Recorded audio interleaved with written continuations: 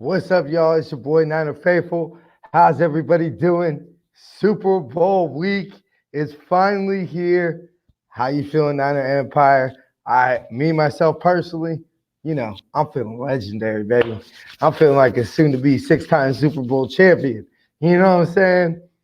But anyway, today we're gonna go ahead and look a little bit towards the Super Bowl, not a little bit, all the way towards the Super Bowl, and gonna go ahead and give our prediction and see what we're gonna go ahead and get done this Sunday.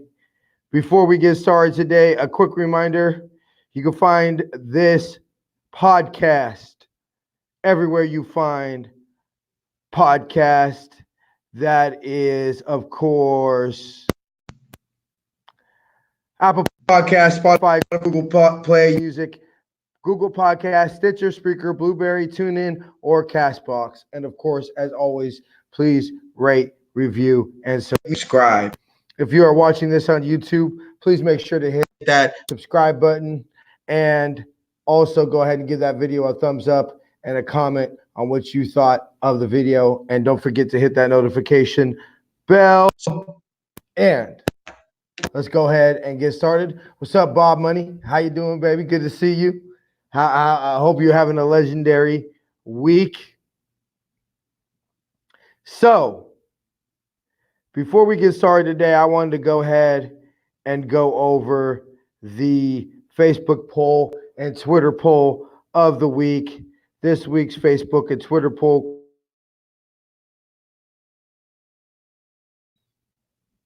If I can find it, it is right here. Do you think the Niners should wear the 94 throwbacks?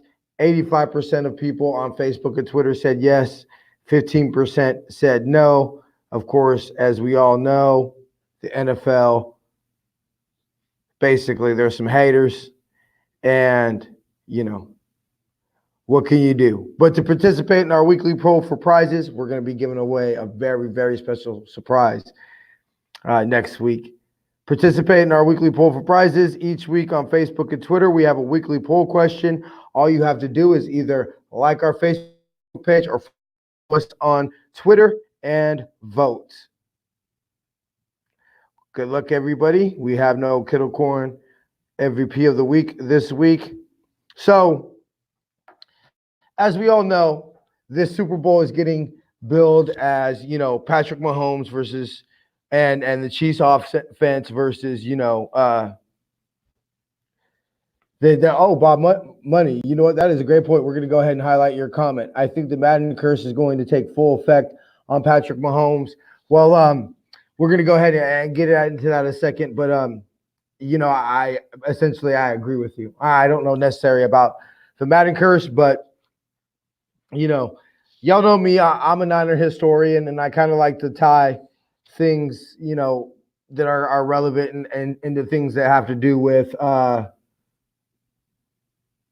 have to do with Niner history to things that are happening right now. What's up, Go Hard? How you doing? Sac Fran Psychos. I like that, Bay Bullies. Let's get it done, baby. So good to see you, of course. Go Hard and Bob Money. But I think that what's not getting talked about is the Niner offense. And let's not ignore the fact that, Patrick Mahomes missed games, whatever excuses you want to use. The Niners finished in points, at least, above Kansas City. And, that might not have happened if Patrick Mahomes played a whole season, but if it was a fifth, we'd all be drunk. We scored more points if we have Joe Staley and Mike McGlinchey, and George Kittle doesn't miss 2 games, and Juice doesn't miss some games, and, Weston Richburg, although Ben Garland has filled in admirably, if we had Weston Richburg, it's almost, to tie it back into Niner history, as y'all know I like to do, it reminds me a lot of the 1984 season, Super Bowl 19. Everybody was talking about Dan Marino And, oh, Dan Marino this and Dan Marino that. And, we all know how that turned out. And so I'm not necessarily saying we're going to blow out Kansas City. I will say this: if either team, they're not going to blow us out. And so if it is a blowout, we obviously will love that because that means it's the Niners doing the blowing out, at least in my opinion. I'm sorry, but I have, 16 regular season games and 2 playoff games of my team not getting blown out. And so I don't see that happening. Sorry. But we all know it is the Super Bowl and anything can happen.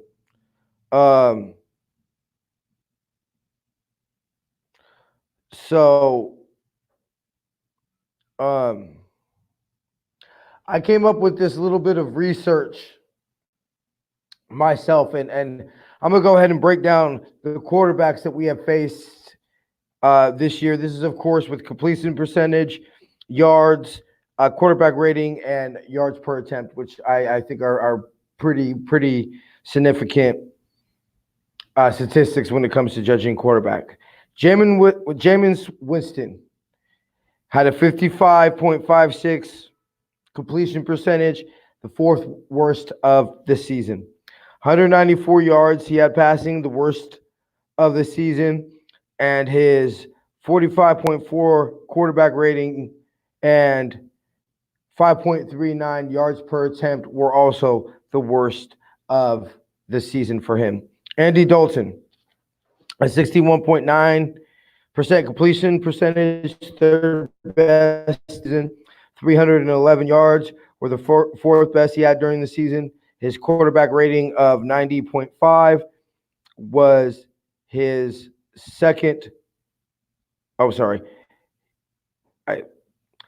was his 4th best of the year, and his 4.7 yards per attempt were the 2nd best of the season. But it helps when the Niners were blowing you out for majority of that game, and you got some garbage yards and garbage points towards the end of the game. Mason Rudolph, 51.85% completion percentage, second worst of the season. 174 yards were the 5th worst of his season.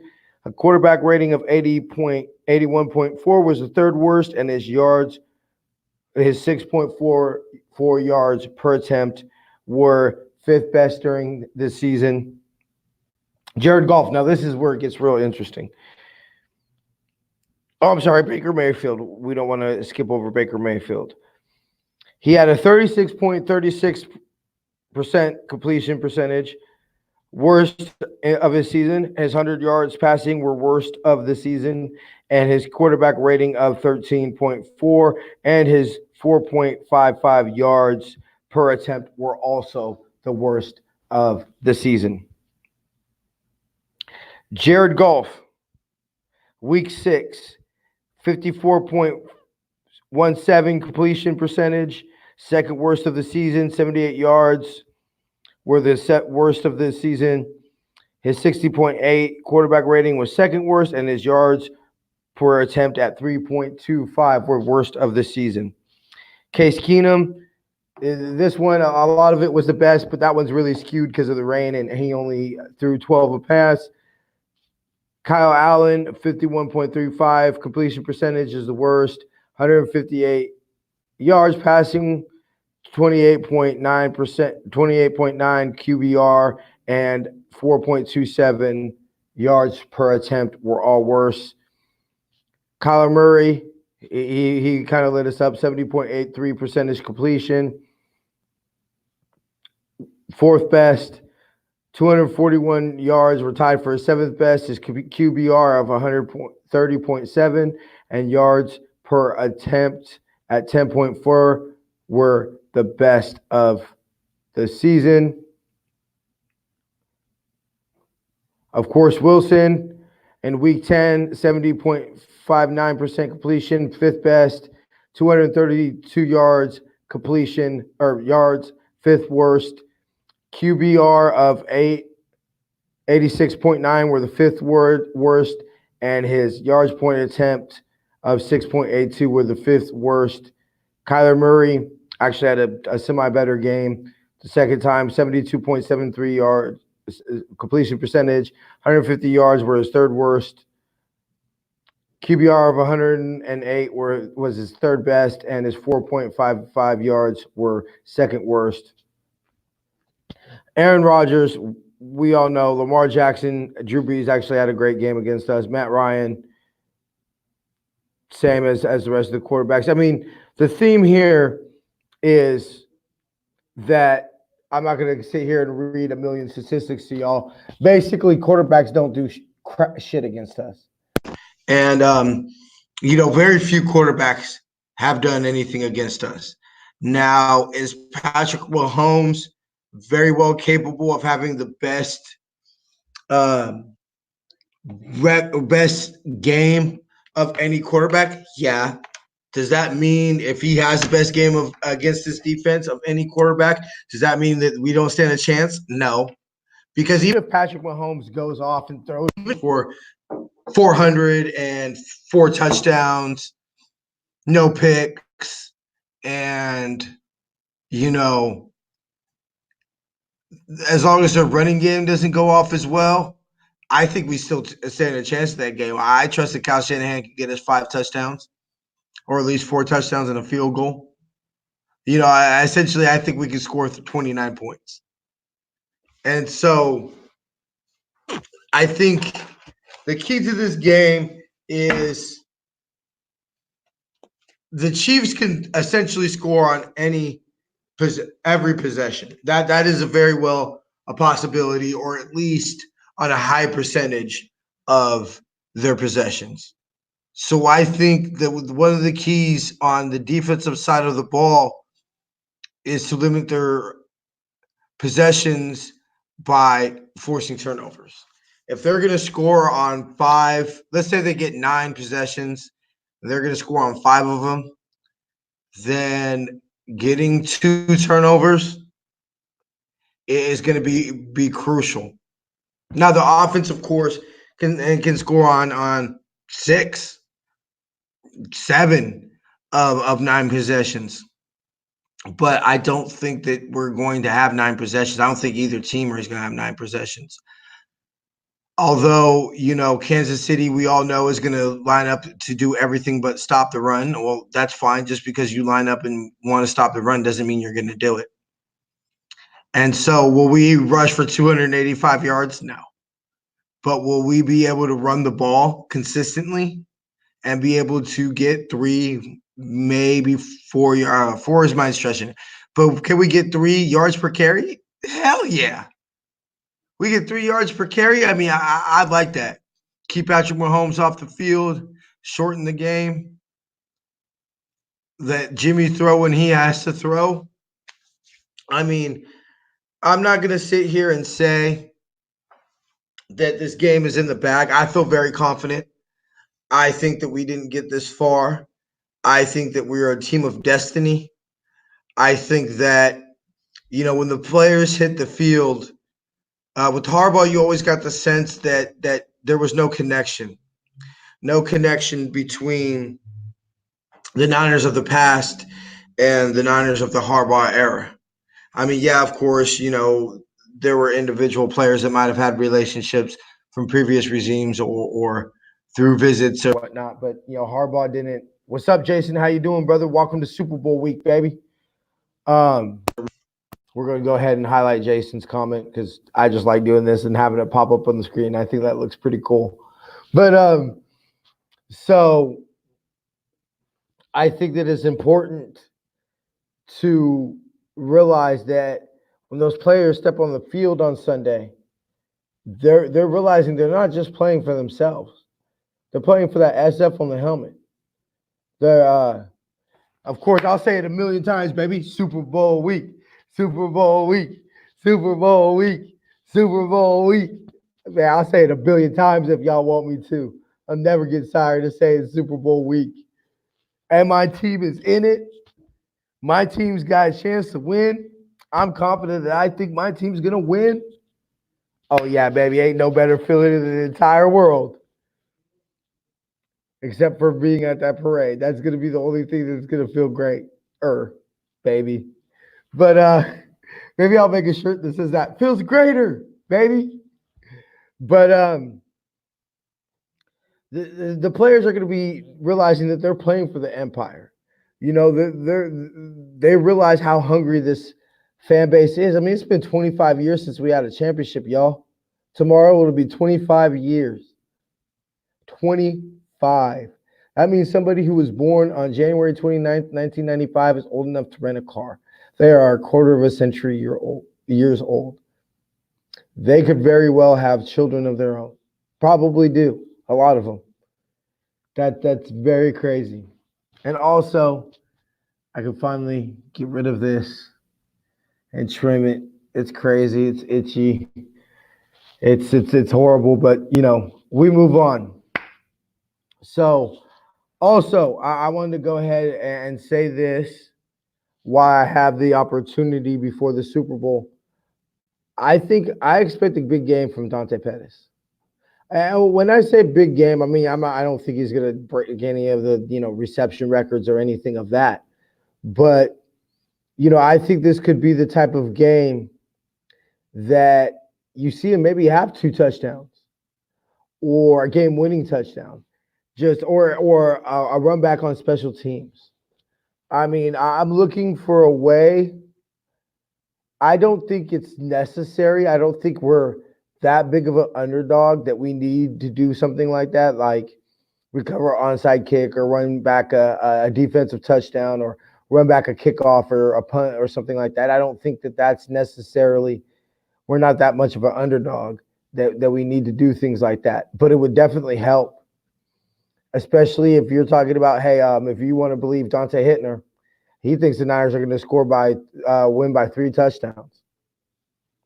Now, if you tell me that Richard Sherman or Emmanuel Mosley has a pick six, or even Quan Alexander has a pick six, and Richie James has a run back for a touchdown on a punt or a kickoff, man, I'll see that. I can see us winning by 21 then. Those type of things happen.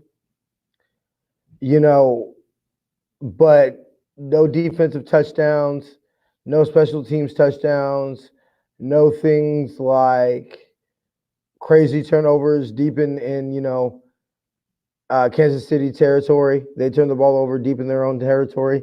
Things like that, I think it's going to be a grind out game. But if we can,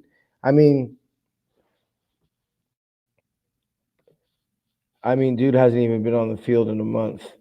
Yeah, and look, I'm gonna feel real stupid if the inactives come out and he's not even active, but he has been active. He has not missed any games. He hasn't been essentially benched inactive. He's missed games because of injuries. Now, I say injuries. I don't mean to make light if he is indeed injured, but things with Dante Pettis seem just a little bit fishy. But this just seems the type of game that it could happen. It very well could need to happen. Because, let's put it this way. Let's say we're in the same scenario, Super Bowl 47, that we were Super Bowl 47. Who does everybody think the ball's going to go to? Come on now. It's George Kittle. George Kittle or Emmanuel Sanders. I personally think Kendrick Bourne would probably be the best because he's our best red zone threat. But still, okay, even that, Kendrick Bourne, George Kittle, or Emmanuel Sanders, they're going to take them away. Who are you? If we line up with, let's say, Emmanuel Sanders, Debo, George Kittle, and Dante, which really wouldn't necessarily be that. So let's just say by some chance it's Dante, Debo, Kendrick Bourne, and George Kittle, or Emmanuel Sanders. Swap out KB for Emmanuel Sanders. Who are you likely to think the least likely to cover if you're Kansas City? And it's not even, obviously the plan would not to be leave Dante Pettis wide open, but I'm talking about the mental aspect. Them being so focused on George Kittle or so focused on Kendrick Bourne that Dante Pettis is able to slip away. I mean, he definitely has talent and the ability to he was drafted in the second round for a reason. Let's see. I will say Pettis is always the first person to celebrate after a big play. Dante's not getting playing time, but he's still down for the team. And that's correct. I mean, he is the first person to celebrate. And yeah, we kind of make fun of him for it. No, how many, leads the team in celebrations, there's not his touchdown and all those things that we say, but I've never heard of Dante being a bad teammate. I would think Richie would get a shot before Dante when it comes to getting catches. Very true. Okay, Jason, I will agree with that, and maybe I'll substitute Dante Pettis for Richie James. I could definitely see more of a realistic possibility for it to be Richie James, but things just go ahead and oh, y'all got sitting room? Yeah, my bad, bro. I'll be out in just a second. But yeah, we got to go ahead and wrap it up today. But Super Bowl week, we'll definitely find out what happens Sunday. Great talking to everybody. Can't wait to see y'all tomorrow for our last episode of This Date in Niner History for the 2019 season. And also next week when hopefully we're talking about a Super Bowl championship. I shall see y'all next week. Till then, faith, love, and happiness. Go Niners.